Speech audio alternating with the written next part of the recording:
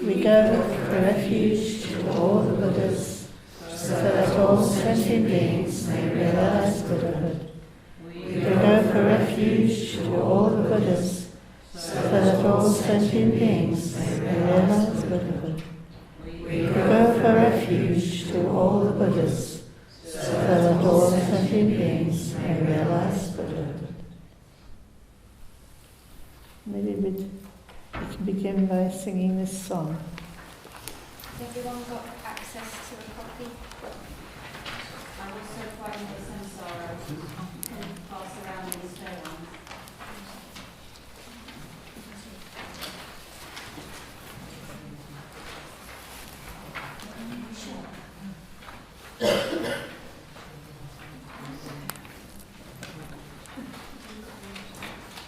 Okay, can you set us off? I was so frightened of samsara, I turned to the Dhamma for help, and through the kindness of Mappa the translator, I made the following vows. Until I taste the supreme flavour of Dhamma that's genuine, I will not think about any outer object, I won't get distracted. Until I master the path of method, I'll practice it quietly. I won't go around demonstrating yogic conduct, I won't try to show off. With the Lord narrow perspective instructions, empowerments and conduct, I will uphold the great lineage of the Kakyu, I'll never let it down. I'll first give rise to bodhicitta, aspiration and application. Then I won't practice Dhamma for myself alone, I'll practice for everyone. In Tibet, this land of snows, to students fortunate and true, I will spread the teachings of Mappa's secret conduct, spontaneous and natural. Whatever it is that pleases the Lama is what I'll strive to do. Whatever it takes that makes the Lama happy is what I'll strive to do.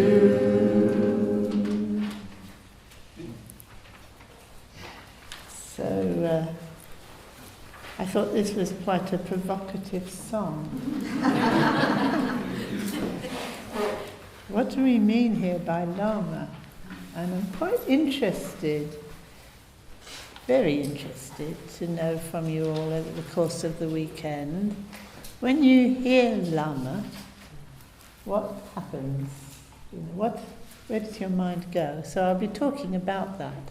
The topic of the weekend is Guru Principle. And Guru, where does your mind go when you hear Guru? As Westerners, and we hear the term Guru, what's the first thing, or what are the associations, or how does it resonate? Is it something that, is a heart feeling of Guru, or is it something like, because it's such a key term in all our liturgies. It's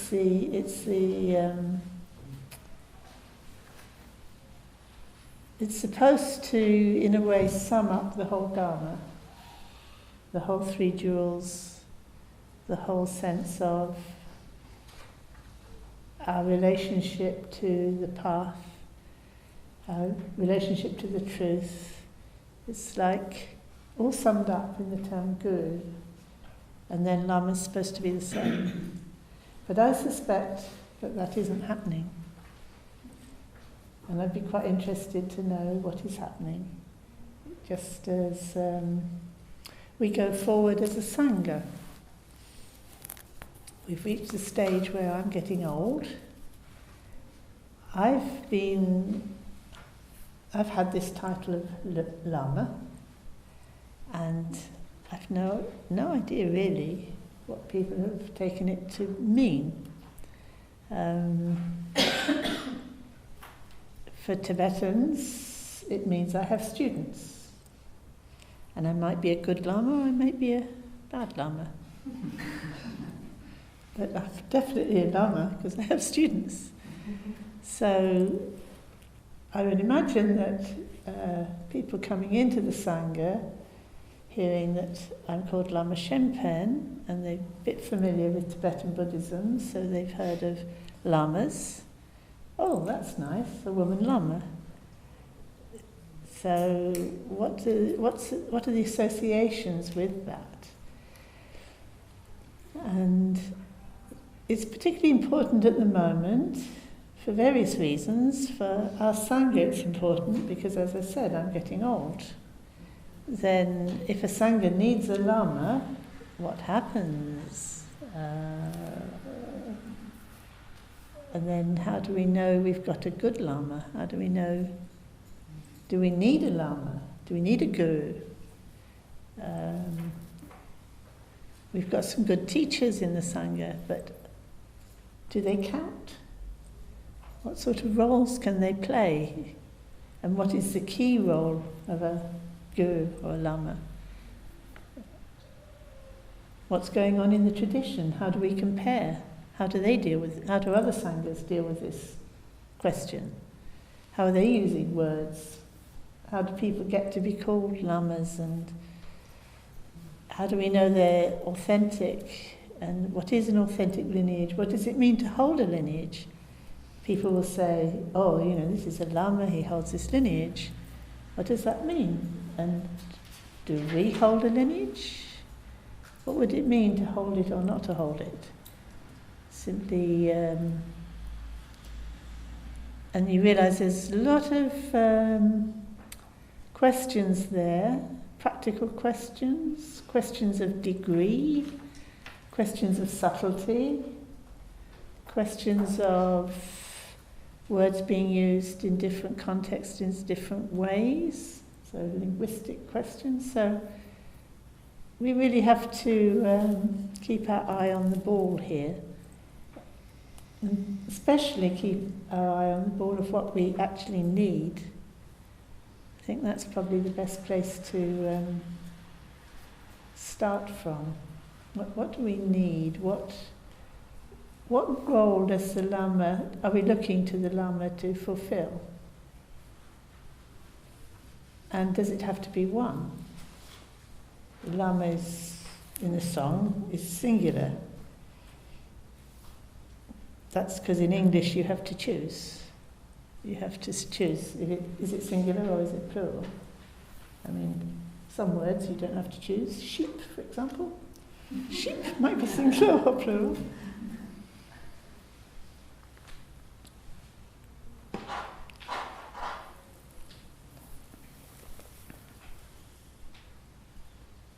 I think there's a tendency in the West when we hear guru, we fixate on a person. This person's a guru. He's my guru. He's a person. He's my guru. So anything that's said about the guru has to apply to that person. And I noticed that, and I might have talked about this last year actually. Did I? I have to see if you remember. That in Tibetan, when you say guru or lama, it resonates with what we definitely need, which is the Buddha, Dhamma, Sangha. It's the Buddha. The Buddha is the guru. And then the Dhamma is the guru. Because we learn from the Dhamma. We're taught the Dhamma, that's what we learn. This is how we go forward because we need the Dhamma. Then the guru is the guru because the guru provides the Dhamma. So it's the guru quality of the guru is the Dhamma. And then the Sangha is how we receive the teaching. If we don't meet a Buddha, we receive the teaching, the Dhamma, and the message of the Buddha, or even the presence of the Buddha and connection with the Buddha through a person that we meet or people that we meet. So when we take refuge in the Guru, we always say first, take refuge in the Guru, take refuge in the Buddha, take refuge in the Dharma, take refuge in the Sangha. It's like the Guru sums them up. So it's, at the same time, it's the principle of Buddha, Dhamma, Sangha, and it's also the people that you meet. You need a living connection with that principle. So you could call it a mandala, the mandala of the Buddha, Dhamma, Sangha, the mandala of the five certainties, the mandala of the teacher, teaching, assembly at a certain time and place, the mandala of the refuge itself, or the mandala of awakening itself. It's about awakening. It's could say it's a community, but the community is about awakening. So you're taking refuge in the community because the community is taking you to awakening. It's the mandala of awakening. And everybody who's playing their part within that mandala are our connection with that mandala. And that would be, if we thought like that, and if the words resonated like that, we would be thinking like Tibetans think. So when somebody talks about the Guru, you would just think, wonderful, that's the mandala of awakening. You know, that's something I really have faith in. And then if you have a person who's your connection with the Dhamma, with the Lama, with awakening, you would have that feeling of gratitude towards them because they are acting as that connection for you.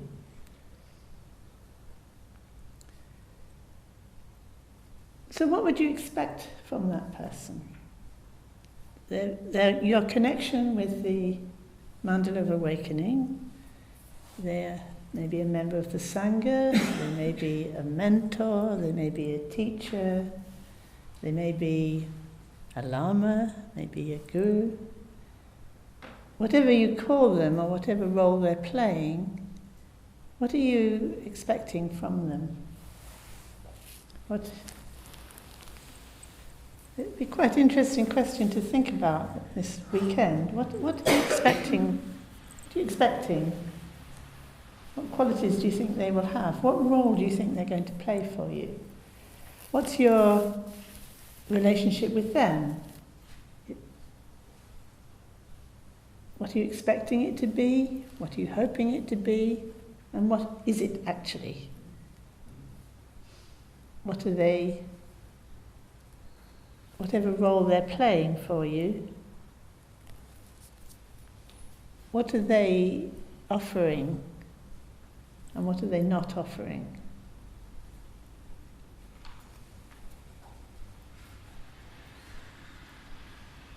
So I was thinking about that in terms of our own Sangha. The reason I took on the title Dharma was because my students wanted me to. I assented to it because when I asked my teacher whether, when a student asks me if I'm a Lama and can teach Mahamudra, because for Mahamudra you need a Lama, do I say yes or no? And he said, you say yes, of course. Because if I said no, how could I be teaching Mahamudra? But if I say yes, does that imply I've realized it? I'm afraid not.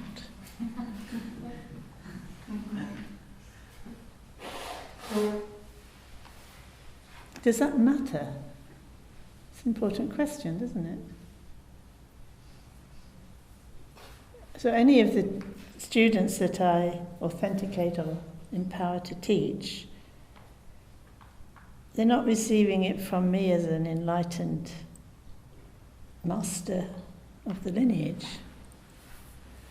And they need to bear that in mind, that I can only offer so much.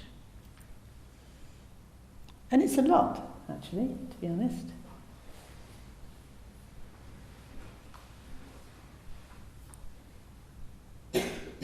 And how does this compare with the lineage as a whole, with the tradition as a whole? Is this a new situation that's arisen in the West, or is it standard? I'd say it's pretty standard. That enlightened gurus, lamas, are few and far between, and getting increasingly few, I'm afraid. And it's wonderful if one has the opportunity to meet them, that they can, they bring with them naturally a very powerful, what you might call power of blessing or adhisthana. They can affect you directly just because of their enlightenment. So to make a connection with them, to make an offering or connection with them, meet them, listen to their teachings, it's definitely going to affect the accessibility, if you like, of awakening for you, so that it's a very welcome aspect of the mandala of awakening, to meet such an enlightened being.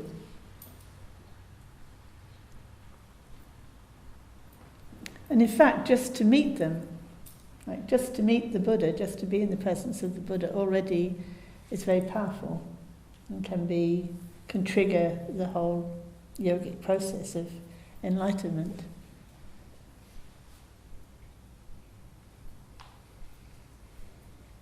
That's why you get thousands of people gathering to just be present when an enlightened teacher is giving a transmission of some kind.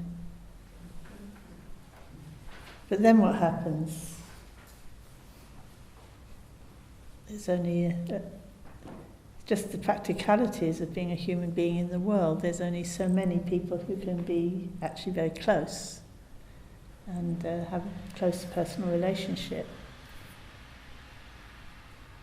Well, I say that, but again, close doesn't have to be long, and personal doesn't have to be chummy. So each of the things I'm saying can be opened up and discussed further. But if I do that, we won't get, my talk will go all over the place. So I'm going to try and keep it on track, or not wandering around too much. So there's this idea that's very strong in the East in general, and Tibetan Buddhism, and even any kind of Buddhism actually in its home country, very strong idea of there being a source of adhisthana or blessing associated with enlightened beings, and some kind of sense of how those enlightened beings are being recognized, which again is a major subject. How are they being recognized? Because it's we wouldn't be able to recognize them, because we might be impressed by somebody who is very shiny and lovely, and then they turned out to be not so lovely, because we don't really know. Whereas sometimes enlightened beings can appear quite coarse and gruff and bad-tempered and have the power to enlighten people. They've got this amazing presence, so that somebody who's already in that level of realization can authenticate them. But if you're not at that level, you don't know if they're more realized than you are or not. So that's the situation we're all in, isn't it? So do we actually need somebody of that caliber actually in terms of our own practice? Yes, it's good to have that. I lost track of what I was saying. I was saying in these Buddhist countries, they will always. It's almost like the main association they have with religion. Let's say religion, that's our Western word, but the main association they have with the sacred, holy people, and the power of that is power, really. So you look for holy people, holy places, holy objects, and you do pilgrimages, you make offerings, you make a connection with it, because that will then have an impact on your life, your karma, and your future. This is what will determine what you will meet in your future lives. And even if I'm not going to get enlightened this life, if I meet these teachers again and again, there's some power there that will bring me to enlightenment eventually. So that's probably the most important aspect of guru or lama or teacher for somebody from a country where they're born and bred as Buddhists. It's not always the immediate association that we have, but I'm talking about it first of all because I think it needs to inform our whole sense of what we're talking about here. So the Buddha, Dharma, Sangha are a source of adhisthana and blessing, and anyone who's acting on the behalf of that mandala of awakening, is any way connected with it, has that power to connect us with it. And therefore there's a strong sense of refuge. If I take refuge in the mandala of awakening, the Guru, in short the Guru, which is the Buddha, Dharma, Sangha, then I'm held on the path. I've got the connections that will keep me on the path. I will meet the teachings again and again. I will gradually, through my future lifetimes, be drawn to enlightenment. So there's a real sense of a living presence, which I don't think is dissimilar from how Christians might feel about God. You go into the church, there's a sense of God's presence, you feel the presence of God with you all the time, you remember God, you try to keep that connection alive, and we might call that devotion. So in the Buddhist tradition, you wouldn't use God, you'd use Guru for that sense of an all-pervading presence of goodness, the mandala of awakening that I might encounter in the world around me, the people around me, in the scriptures, in the teachings, in any way whatsoever, and also in oneself, in myself. You encounter the Guru principle or the mandala of awakening within yourself. And you notice I'm putting my hand on my heart. It's like, it's something that I'm not different from, ultimately, and there, God can be used in the same way, can't it? So,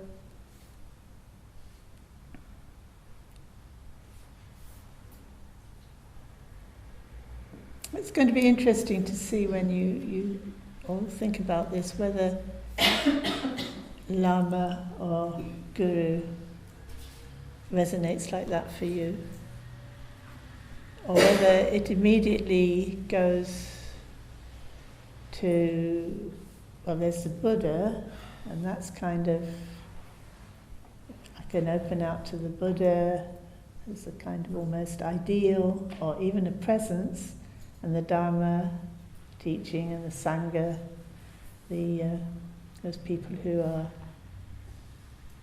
realized the Dharma and are passing on the Dharma to others. And then the Lama or the Guru is a particular person, and I need a Guru. I need a person to play that role for me. So what role do you need that person to play for you? Do they need to be perfect? Do they need to be a perfect example of what it is to be a human being, or an enlightened being, or a Dharma person?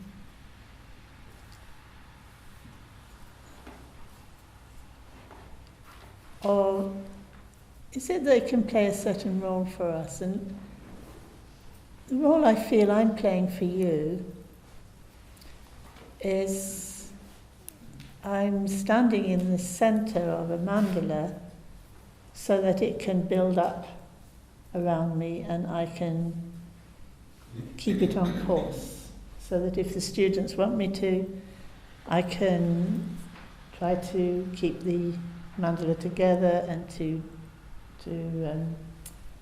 grow and to help you in whatever way you need, and provide a community for you in which you feel supported in your Dharma practice. So that's what I've aimed to do, and that's why I sit here in the centre of the mandala, and you make a nice chair for me, and you give me attendance, and you treat me as somebody who's very special.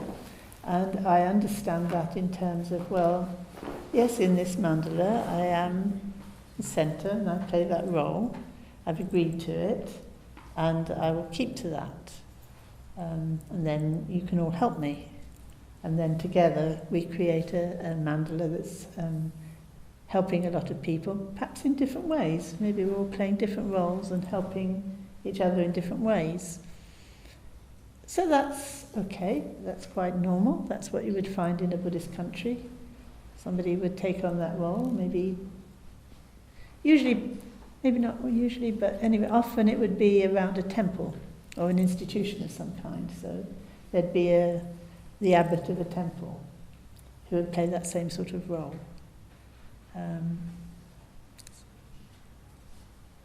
So then it's almost automatic. If someone plays this role, they're the Lama, rather than you need a Lama to fill the role. That's, again, there's nuances to that. There's a lot that one could discuss around that, but that wouldn't be wrong, and it wouldn't be, in terms of Tibetan, society from which we're following on. This would not seem in any way strange. The tendency these days has been that to think that Lama means somebody who's done a 3-year retreat in a Drupkan, in a retreat centre. It's more that it's become a custom to give title of Lama to people who've done that. Then that you have to have done that to be a Lama, if you see what I mean. And a lot of people who've done that don't call themselves Lama because they don't have a circle of students, and they're not offering that.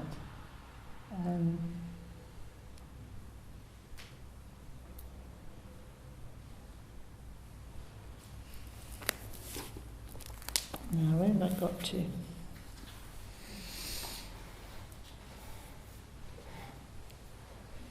So in terms of that role, often you find people who play that role who don't play any other role. So you might have somebody, if it's a big Sangha, like one of these big movements, that central teacher might not have much of a personal relationship with most of her students.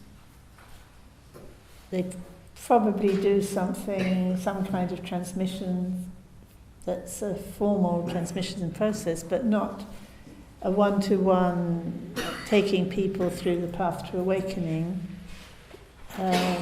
in the way that I'm going to describe in a minute. And they may or may not be a good example. Nonetheless, they do play that central role for which the mandala as a whole benefits tremendously, because it gives it a structure and a coherence. But they may do it well, they may do it not so well.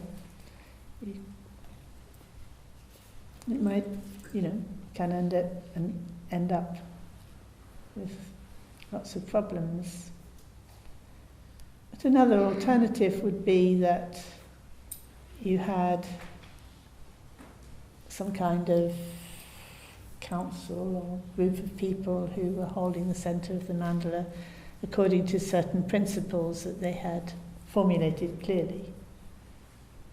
You get this in other religious traditions, especially something like the Quakers or other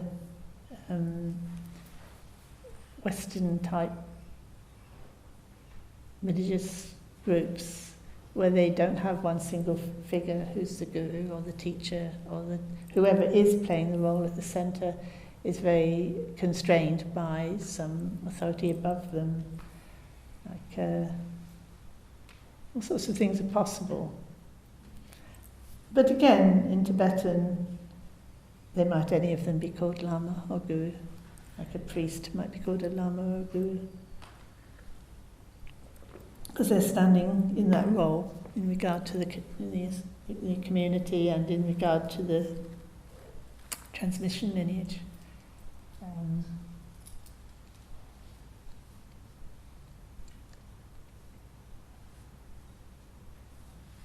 So to some extent what I'm doing is demystifying the title or the role of guru. But for a practical reason, when you look at our situation, and actually most people's situation, what do they actually need? They need to receive the teachings. So giving teachings is probably the easiest bit and the most fun bit of as a guru role, because you get to study and reflect and think about the teachings. You get an opportunity to express them and have some discussion about it, and that's great,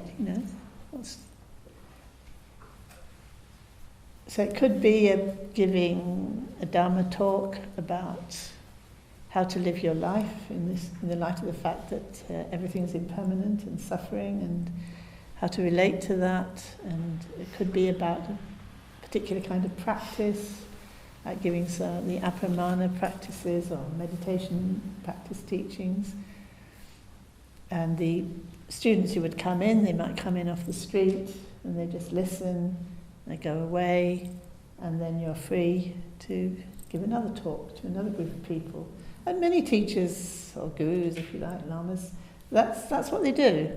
They don't actually have much of a group around them. They're just giving, almost like generosity, just giving teaching about how to practice Dharma. Or could be just teaching what Buddhism is from the academic point of view. Like talking about Buddhist texts, the history of Buddhism, how Buddhism has developed, different customs in different countries, about Buddhism. You could have a teaching role in a school or interfaith or something where you're teaching about Dharma, about Buddhism. So in those roles, the relationship of the student to the teacher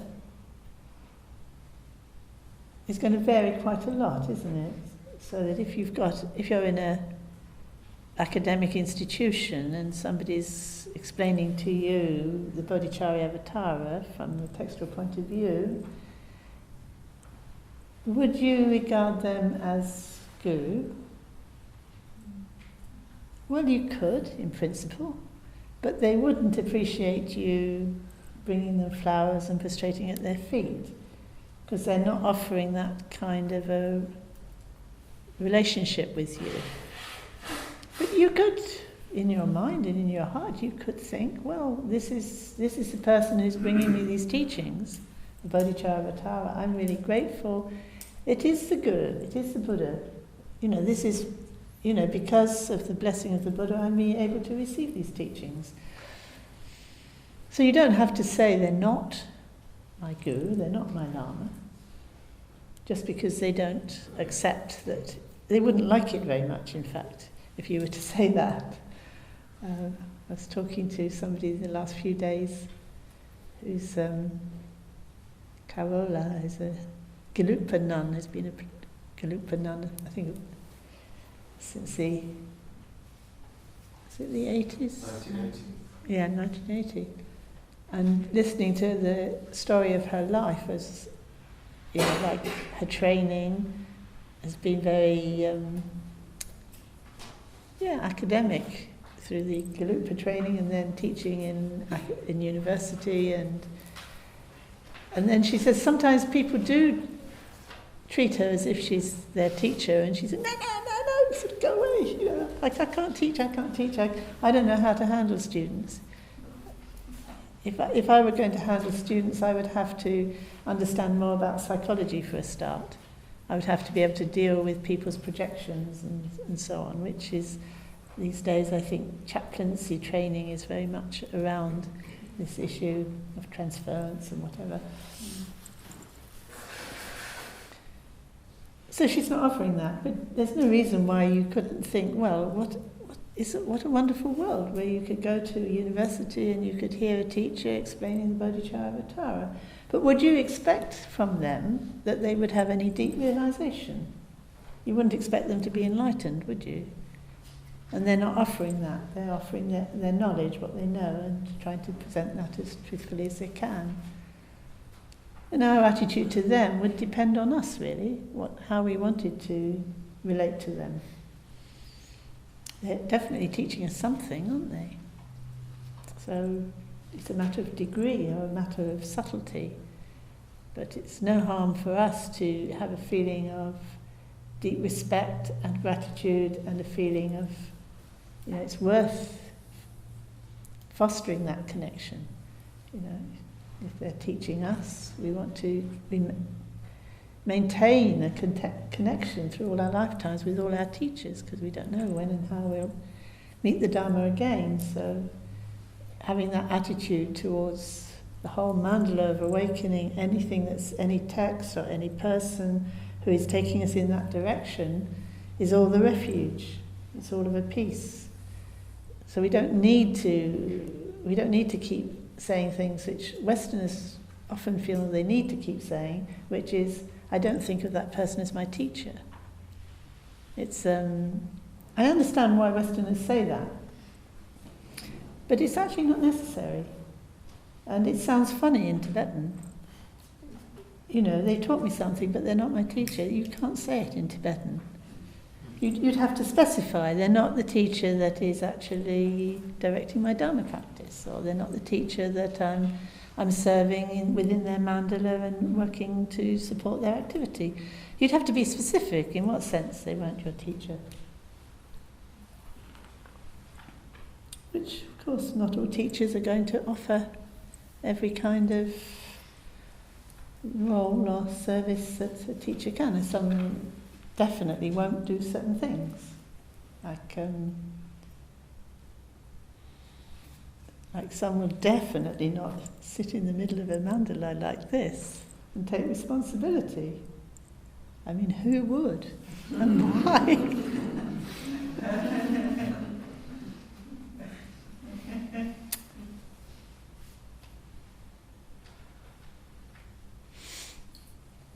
That's something I want you to be thinking about.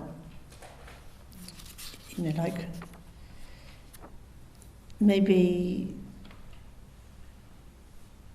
I don't know if what I'm saying is surprising anybody or not, but what is definitely needed is that we need to think of how, as a Western Sangha, we're going to promote that sense of guru, even if we're not using the same words, which we might find we can't in the end.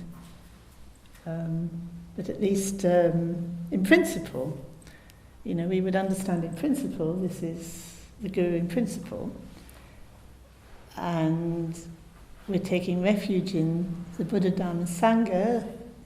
That's the guru in principle. I'm clear about that. That's what I've taken refuge in. It may not be that you're clear about your relationship with any number of people within the mandala. But you can be clear about having a sense of gratitude and respect and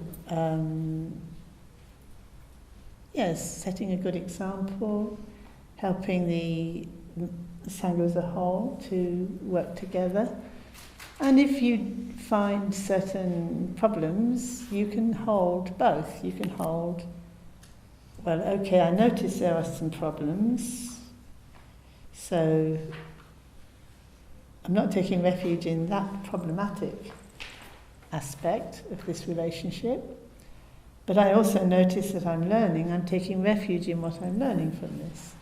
So I don't need to say, because I have problems, I actually can't appreciate the good qualities. I can maintain that. I can continue to have faith in and appreciate and be grateful and respect the good qualities. And I can notice the qualities that I, maybe need dealing with. And I've got to find my way of working with that. And that's actually when we're talking about the guru and the way to relate to the guru, one of the first things you tend to hear is you shouldn't criticize the guru. Has anybody ever heard that? Has anyone not heard that ever? So you've all heard it. You've heard something of the sort. Yeah. So what does that mean? Does that mean that we have to sort of leave our critical faculties behind as we enter into a situation where somebody's called the teacher? That can't be right, can it? We've got to maintain our critical faculties and work out, well, what's going on in here. And actually the word in Tibetan is exactly what I just said. It's not to exaggerate faults or deny good qualities. So if you see something that seems to you to be wrong, that might well be wrong, then you criticize that in the sense of, you relate to that as it is. But you then don't add further. Oh dear. One of those funny tries. Because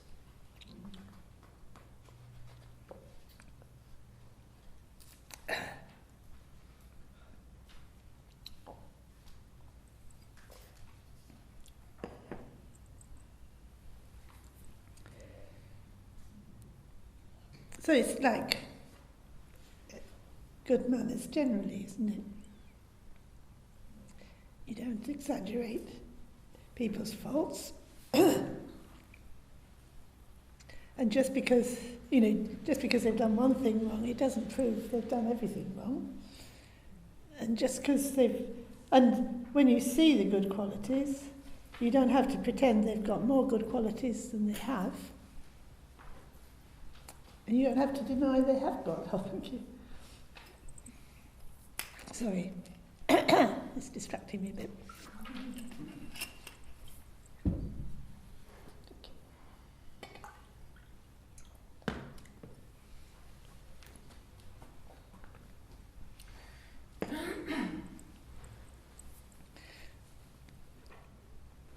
And it's interesting because it applies to every relationship, really, doesn't it? And then when you do see something that needs correcting, you hear of these big scandals where something does need to be corrected. You just have to go through the unpleasant process of working out how to correct it. It's just the usual human situation. It's not going to be the end of the world. You know, even if you've made a bit of a mistake, you know, it's the way you find out.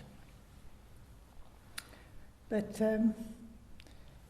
particularly in the Tibetan Buddhist world, there is a tendency for Tibetans to kind of play on our ignorance, actually, to be honest. Because it's all new to us, and they're quite desperate to get something moving from a standing start. One way of trying to get loyalty so they can move things forward is to give you the impression you can't question them. Because that would be criticising them, and then that would mean you've broken Samaya, and then that would mean you're a very bad person. Unfortunately, this has caught on in quite a few Tibetan Buddhist institutions as a kind of ethos or culture, you know. So students are competing to show they are the most loyal, the most devoted, the most best students possible, and then students that are doubtful, have got some problems. Well, you know, you're obviously not part of the Jen kiddies who are the loyal band around the Guru. It's such a common pattern, not only in Buddhist Tibetan institutions, but we as a Sangha are very concerned that we steer clear of that dynamic, actually. And that's why I'm stressing that not to be naive and to think when you say Lama or Guru, it's immediately clear-cut what you're saying. You need to keep your critical faculties awake and alive and make sure at every step that you're aware of the nuances and subtleties of what might be going on.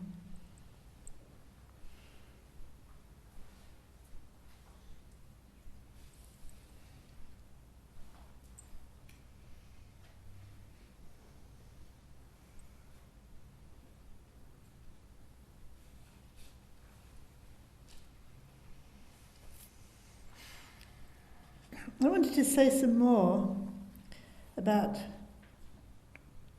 the role of pointing out the true nature of mind, because there is the role of holding the Sangha together, providing a situation in which people at all levels can benefit from the Dharma and from the teachings and can make progress and can be looked after on the path. There's a lot of important roles there, but the key role in terms of what makes Buddhism Buddhism is awakening, the actual process of realizing the true nature of reality, which, as the Buddha said, is profound and deep and subtle, difficult to realize.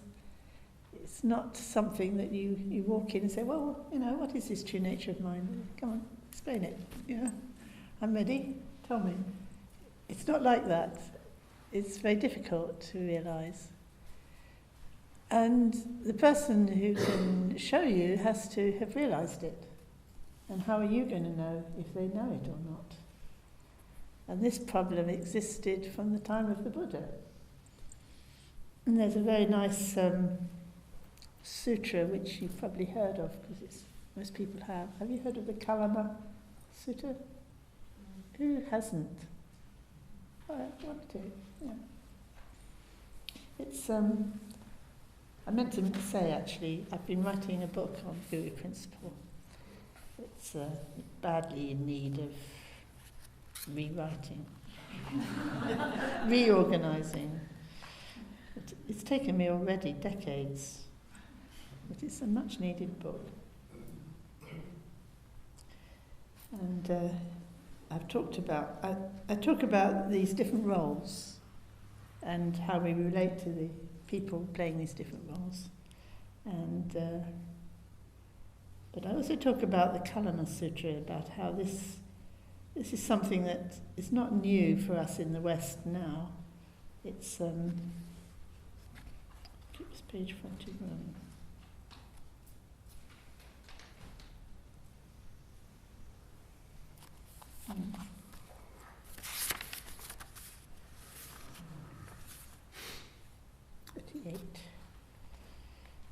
I wanted to quote to you, because I'm sure you're all familiar with this. So we're talking about a teacher who's going to teach the Dharma, and the Kalamas you've got various teachers from different religious teachers passing through their village, and they don't know who to believe. They're all saying different things.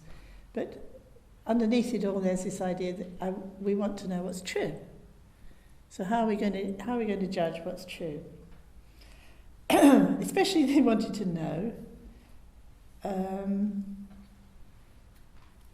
whether or not there are future lives, and whether actions we do in this life will bring us happiness in some future life. Which is a very Western type question, isn't it? It's a sticking point for a lot of people.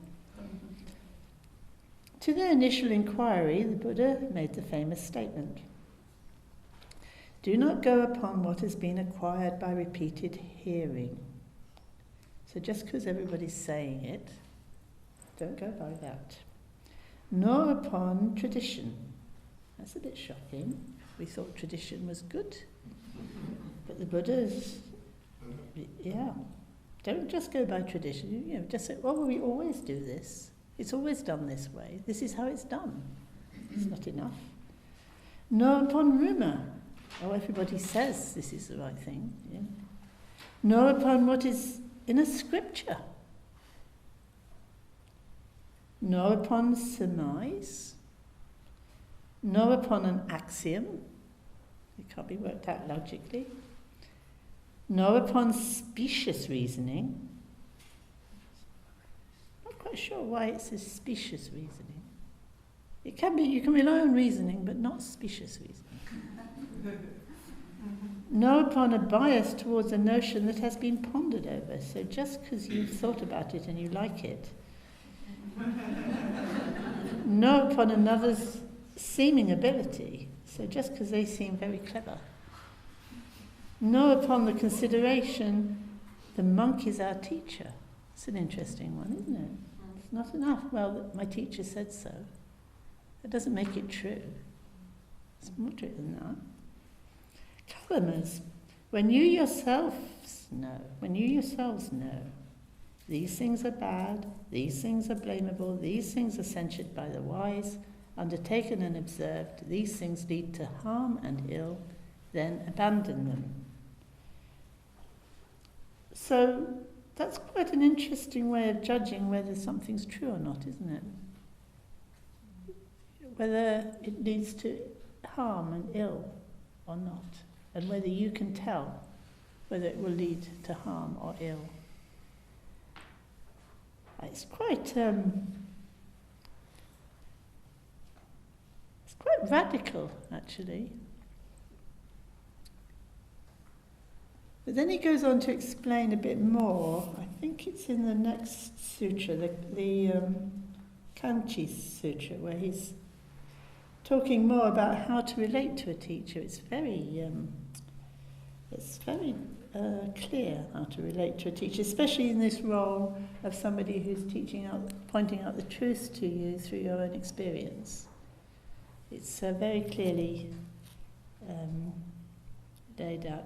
But I really like the way he tells Kapadika. Kapadika's sort of arguing with him that spiritual authority. There is a spiritual authority in an unbroken tradition. For example, the hymns have come down the Vedic hymns have come down as part of one, and the Buddha's response to this is to say, there are 5 things which tend to be taken as authority, but which are in fact unreliable, literally, which can turn out in 2 ways, true or false. They are conviction, so you can be convinced of something, that might be right, it might be wrong. Just because you're convinced doesn't prove anything. Liking, I like it, that doesn't prove it's true. I don't like it, doesn't prove it's false. Unbroken tradition doesn't prove it's true, doesn't prove it's false. Reasoning by analogy, I don't know why he chooses that. The other was species, wasn't it? Might be a good example, analogy. It might not be. Can't be sure. Just because an example has been given. Agreement through pondering views. So just because you've reached agreement with something, because of your thinking, that might be right, but then it might not be. It could be, just on their own, these are not sufficient. And the Buddha explains that some things, some things firmly held in conviction turn out to be false and so on. And things that, So, in other words, what we, in the Western academic tradition, you have to qualify, I think this is true because, it's the tradition, but that doesn't make it true, but stop that going for it. So you can use these things to kind of try to find the truth, but they don't in themselves prove the truth. And then he goes on to say that actually the reason why you can believe him is because he's not just passing on tradition, he's passing on what I know. When he gave the 4 Noble Truths, he taught, there is such a truth, it can be realized, and I have realized it. So, I can explain it to you. Which is quite a claim, isn't it? So then the danger is, would somebody claim that when they hadn't? So when you're looking at a teacher, would they claim something that wasn't true? Would they claim they knew something that they didn't know? And he says that's what you have to look out for. And are they teaching something that is deep, profound, subtle, difficult to realise? Or are they just sort of saying, do this and it'll all work out lovely, Lots of people like that around, aren't there? So it's quite useful advice, isn't it? If you want somebody to point out the true nature of your experience to you, you need somebody who's not going to say they know something they don't know.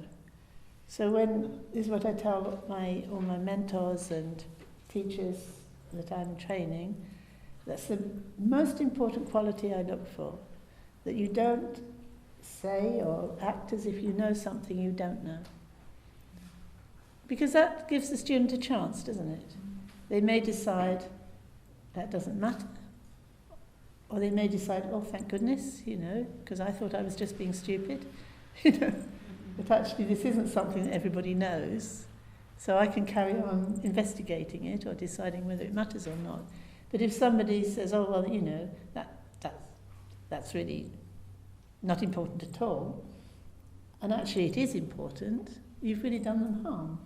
You didn't know whether it was important or not. You just knew you didn't understand it. That's often what people do, isn't it? They don't understand something, they think it's not important. Well, that would be the kind of thing you would lead you to not trust that teacher. But if the teacher said, well, yes, I think it is important, but I don't understand it, they can still teach you, probably teach you more, but at least you're in safe hands.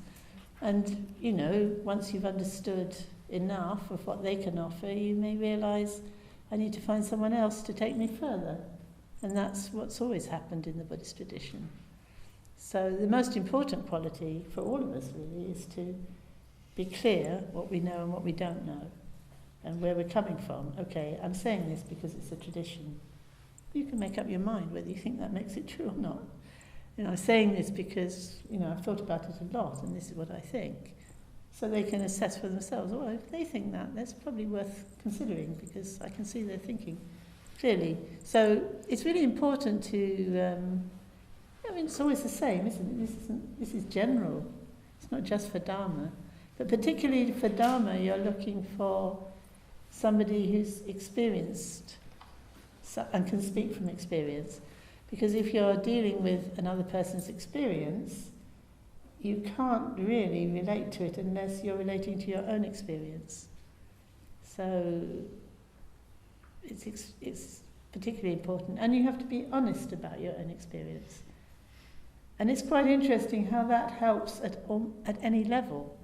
So even if you're talking with another person about your life in general and how you don't manage, it's surprising how helpful that is for other people if you're being honest. So it's just more of the same, but passing on the knowledge of the true nature of mind, which is the most important and the most tricky role in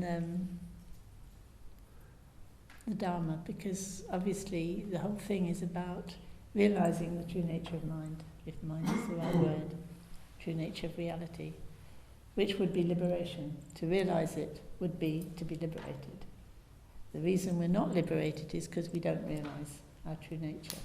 So liberation and realizing the true nature of mind come to the same thing. And I'm quite... I'm experimenting these days with how I try to help people recognize the true nature of mind, even just a little bit, so they've got some basis on which to go forward, which is fundamentally what the Mahamudra, our tradition calls it Mahamudra, you could call it enlightenment, is about. But in the Mahamudra tradition, you're talking about a glimpse of something that the teacher is able to point out to you and affirm for you sufficiently for you to be able to use that as the basis of your practice. So sort of rest in the true nature of mind sounds nice. But do I have any idea what that means? And who could help me understand it? And are those the right words anyway? Like rest, is that right? It's not a good translation of what it is in Tibetan. Mind, again, is not a good translation of what we have in Tibetan. I don't know where you go when I say mind. Yeah, people tend to go into their minds, or thinking, or minds, or intelligence, or cleverness, or something scientific. Whereas Tibetans would, notice my hands are going up there. Yeah. Whereas Tibetans would say true nature of mind, wouldn't go anywhere else. So that's already quite different, isn't it? That's why in the DHB I get you to really look and see what are words doing. Because I might tell you that a word is supposed to have a certain effect, but if it doesn't, it doesn't. And I can tell you, even after decades, it doesn't. It's really something quite interesting how words come into our... how they work for us. I think, to start with, I thought, well, the words would gradually start to resonate for me in the way they're supposed to. But I got to pointing out, I got instruction on nature of mind and my experience and meditation. And then I realized that actually it was quite a clunky relationship with some of the words that were going on. I wanted to find other words, and that's why the DHB emerged from that. just as I wanted to find my own word, other people need help to find their own words. What really takes them to that place in their experience that we're talking about. And it's always recognisable what we're trying to point out. But then often people, oh, you mean, and they use a completely different word. And you realise by the associations with that word, that's got them to the place. But so it's very individual, especially I think in Western society where we've got so many subcultures. And but I think it always needs to be done one-to-one.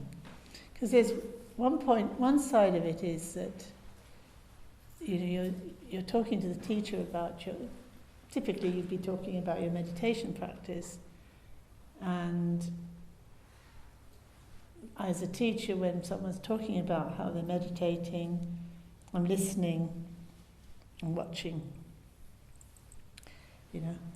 where the energy is, where the hands are, they're bound to be somewhere. It's not that, it's good or bad, but, there's some starting point, and the words they're using, some starting point of what they're choosing that word. If I use that word in the way I think they're using it, what happens? And then you find out, oh yeah, they are using that how I would have used another word. But so it's really one-to-one thing, and just that's how conversations work, isn't it? You kind of find a meeting point, and suddenly you find you're talking about the same thing, slightly maybe different ways. And then from there, the student can take something forward. And with any luck, they'll come back, and want to talk about it more, and maybe go further. Maybe you can help further on, maybe not. You can both arrive at the same point of, that is interesting and strange, isn't it? And you kind of stay there, and who knows who's going to contribute the next, spark of wisdom.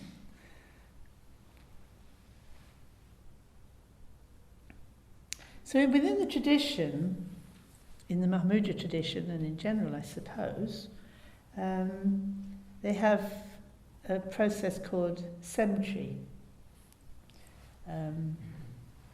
Mind, heart, chitta, chi would be instruction.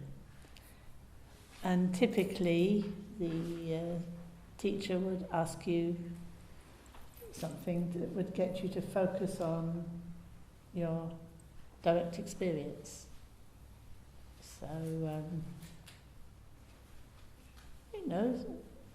standard one is, I think the first one I got from Kamatini Rinpoche was, what colour is your mind? There's not a right answer, but in order to answer that, you'd have to look at your experience, wouldn't you? What are we talking about? What is colour? And from your answer from that, the teacher might be able to take you a bit further. But often, I noticed as a translator, people didn't even notice they'd been asked these questions. So they didn't interest them, and they thought, no, that's not what I'm interested in, and want to talk about something else. Well, there's not much you can do about that if it doesn't engage. And sometimes that's really where the person is, and you have to kind of go along with that. Sometimes people come and bring their questions from meditation and having been given an instruction, and they're thinking, but does that mean this or does it mean that? That's me. I can think of about 10 different ways this can be understood. Which actually is quite good, because then you're looking at your experience, and then the teacher has got lots of clues about how you might be able to go forward from there. It's interesting because in the Mahamudra tradition, there's a lot of emphasis put on the instruction, like you're getting mind instruction, but also you need to have faith in the guru. This is stressed, guru devotion, guru yoga. So does that mean the guru in principle, or does it mean the guru in the person who's pointing this out to you? It has to be both. It has to be both. But it may be that the person who's trying to point it out to you just hasn't got the hang of it. You know, they don't... Perhaps they've got the realization themselves, perhaps they haven't. But when they're working with a student, it doesn't quite work. Especially if you're working with a translator and you've got loads of students coming in one after the other, there's a big chance it doesn't work. But various reasons it could not work. It's quite intelligent, devoted people can be around very realized and dedicated teachers, and still penny doesn't drop. Penny doesn't drop. It's very, very frustrating and almost builds up an internal structure of feeding into itself as a frustrating situation. So, in a funny way, it's not a matter of I'll choose a teacher and then they'll teach me. It's almost like I'll have to try and see which teacher I can learn from.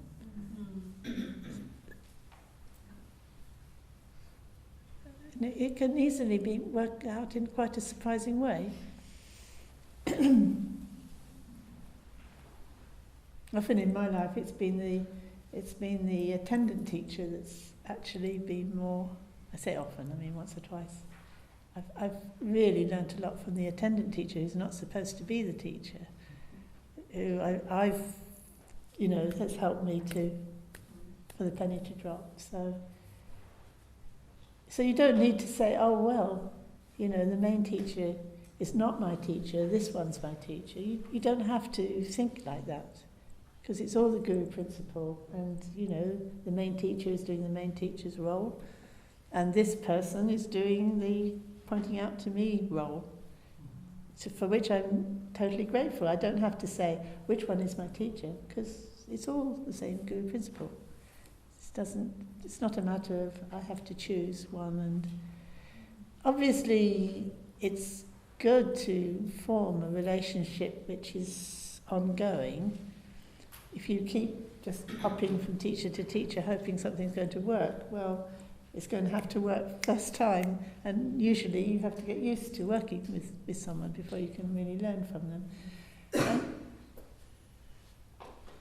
And there's a lot to be said from building up good relationships with teachers, even if they're not playing all the roles for you. Because all of that, I mean, karmically, if you're helping someone establish a Dharma mandala, you're forming the karma of being part of a Dharma mandala and therefore of learning in the future. So that's usually described as gathering merit in the text. I don't know this term I usually say punya, but this idea that even just by trying to follow the Dharma and trying to serve teachers and trying to help the Sangha, you are actually gathering punya. But I think it works like that you're engaging in a mandala that goes from life to life. So even if you don't get enlightened this life, you'll be in the right place next life to continue on your way. So Tibetans rely on that a lot. They really rely on that a lot.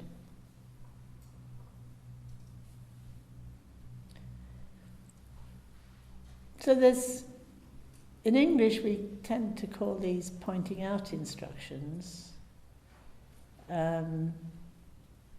this role of pointing out, which of course is quite loose, isn't it? I mean, anyone can point anything out to anyone and call it pointing out. And asking questions like what colour is your mind, or how big is your mind, or where are your thoughts, they can be intriguing and fun, and you can have a group of people and you can talk like this and you can all be surprised and laugh and think that's amazing. But is that what's meant here in this role? Is that a kind of Dharma talk role, Or is it a type of cemetery leading to, student-teacher minds meeting, the guru devotion, pointing out, is it part of that? And I think as Westerners, we've got a bit of a problem around that, because we're used to educating each other. It's a standard thing in our society that if you know something, you teach it. If you can, you might want to teach it, and why not? And if you find out something very that for you, pennies dropped, and you want to kind of share that with someone else, well, why wouldn't you? Tibetans would think, oh, well, I don't have any realization. It's not for me to do it, and blah, blah, blah. But why would a Westerner think that? So you've got various initiatives these days. There's something called, what's that unleashed thing? Liberation, that's it, Liberation Unleashed. And they've sort of twigged about that, and they think, well, hang on, this, we can do that. We can point out, the not self, for example. We can take you through that process of recognizing there's no self. Why not? And they get, it really wakes people up, it really works. And, yeah, probably a good foundation for moving forward. But what I notice is that in the tradition, it seems to go together with Guru Yoga. But in these Western forms of it, that element isn't there. And there's a bit of embarrassment around that, because these people are straightforward Westerners. They're not on a guru trip. They're not looking for disciples. But of course, this pointing out isn't a one-off thing. It's not like you realise no self. That's it. It's a complete realisation of enlightenment, and you don't need any more help. It's like probably a flash which after some time starts to fade a bit, and you problems arise in your life and you forget about it, and it's an ongoing process. So there's still that need for further connection with something. And I think that's really what I'm getting at when I'm breaking down the role of guru. Well, okay, those people provided that role, and you can't deny that they played that role. But they're not prepared to take you on as a guru. Maybe not at all. That you're on your own. So it's a long journey, and on your own, that's quite tough. And not everybody is going to benefit from that anyway. So I think it's good to think, well, okay, that person helped me, or group of people helped me, so that, in principle, that is a good principle, like we're in a world where that can happen, which is wonderful. But they can't guarantee anything about, they're not taking any responsibility for me in a way, maybe a little bit, but not much. So I can't expect that of them, they didn't offer that. Whereas another person might offer you that. They might offer you, take responsibility for a long-term relationship with you. It may not be forever, but it may be long-term, and that's very valuable. Somebody who can, go alongside you, can kind of suggest where you might be going wrong, or see you through the difficult periods, or suggest how you might go forward. Somebody that you can go to and talk about that. And I see that in our Sangha, that's a role that perhaps we can offer each other. And we are already starting to offer each other. We're going back to what I was saying about events where we're sort of pointing out to the whole group and exploring together. And this is a very popular Western way of thinking, isn't it? Exploring. And another one is guided meditation. So somebody's sort of said, let's all do this meditation together and I'll talk you through it. Now, are they doing that because they're Westerners doing the Western thing of exploring, experimenting? Or are they a Dharma teacher who's taking responsibility for that, that actually could open you up in a way that needs further care.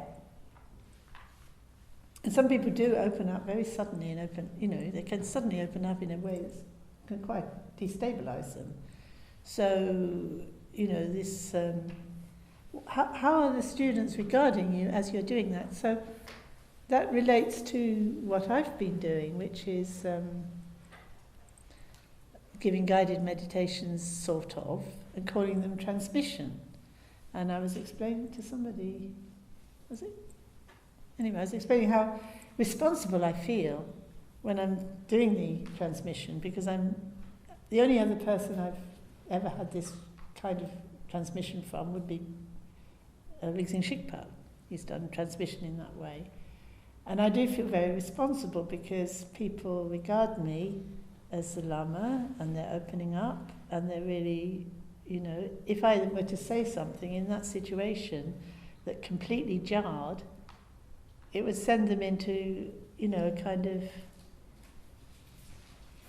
it could be quite disturbing. So I have to be really as truthful as I can to my own experience, trusting that actually we all have the same mind. This is where the Guru Yoga comes in.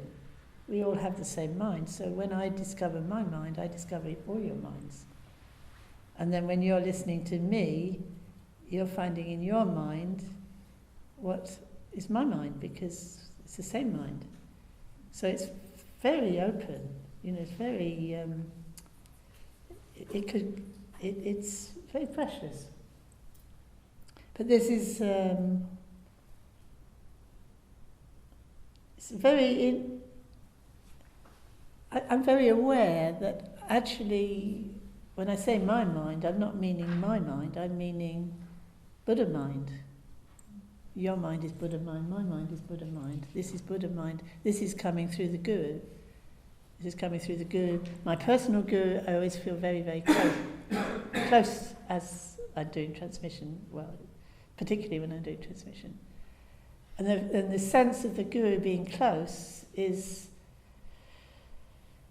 how we all talk when we feel somebody very close. We know what that means, don't we? But we couldn't explain it, could we? I mean, it would be, if you didn't know what I meant, I couldn't explain what you meant, but we all have that sense of whatever it is, some sense of, even if we don't feel ourselves that close, ever felt really close to someone, we could probably say that. I've never felt very close to someone, which would suggest you intuited what it would be if you did. So, it's interesting, isn't it? So there's that real sense of closeness and in the transmission process, and a sense of coming together and being held by that, and it being something. You need to set it up so that it allows transmission to happen in this sense of it's not in time and it's not in space. It's something that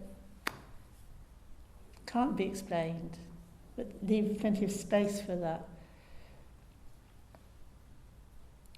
So a guru who's actually prepared to stand in that place, that's a very special role to stand in, really, and creates a very special connection, which is closer perhaps to what might be called a tantric connection. Because Mahamudra would be counted in with that.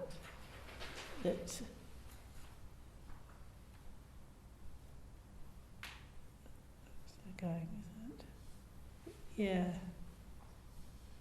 The idea of the Abhisheka, the idea of Guru Yoga. This is all associated with Vajrayana. But often Vajrayana is given as almost like an exoteric form. Here's the picture, here's the mantra, here's the text, get on with it, recite it, get on with it, hit on the head. So that's setting up a situation. Some teachers are only prepared to do that. And it already gives you a connection, so it's the adhisthana role, but not really engaging. And but of course, if you're a Tibetan, it's always all of a piece. So what I do will be Buddha, Dhamma, Sangha, because I wouldn't stand as a lama or teacher or a guru unless I was standing for the Buddha, Dhamma, Sangha. So if you bow to me, you're bowing to the Buddha, Dhamma, Sangha, because I'm playing that role. I don't need to take on parts of that role that I don't want to, or I don't feel capable of, or I don't feel it's my place to. So the teacher in that role can be very clear what they're prepared to offer or not, and the student on their side can be clear about how they're regarding the guru. Are they looking for just a connection, or are they looking for the something more personal? And if they are looking for something more personal, is it on offer? So it's a kind of we need to be nuanced around all of this and not think anything is black or white. It's sort of like all of it's nuanced. There is something to be found out, and you learn it.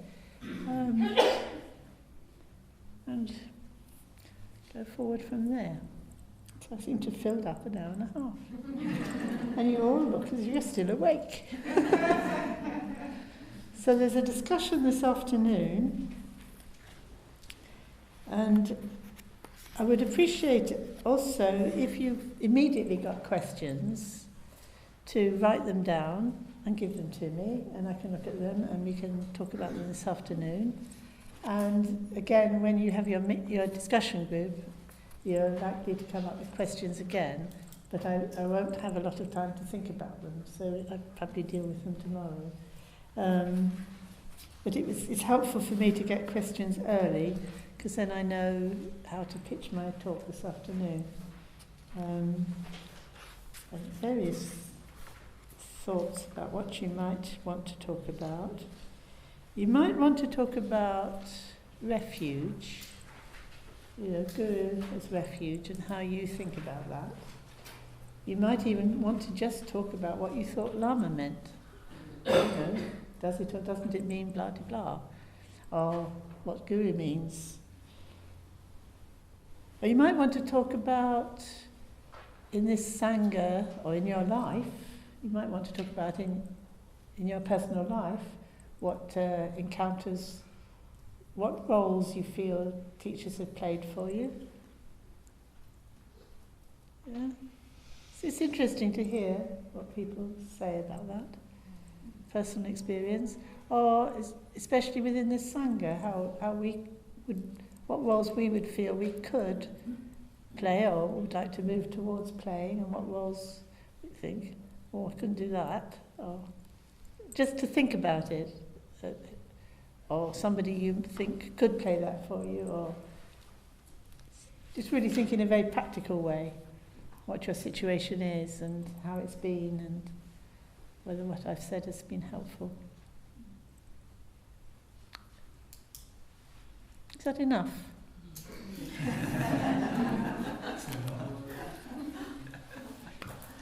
We dedicate this punya to the enlightenment of all sentient beings. May all sentient beings realize complete and perfect awakening. May the heart's awareness awaken in the unawakened. Where it has begun to stir, may it never fade, and may it awaken fully. Chanchu Sene Rinpoche Mache Banam Je Java Nyamba Mebada Kane Kandu Pelwasho Chanchu Sabni Rinpoche, Mache Wanam Jeje, Jaba Nyamba Nyabata, Kale Kandik Balwasho, Chanchu Sabni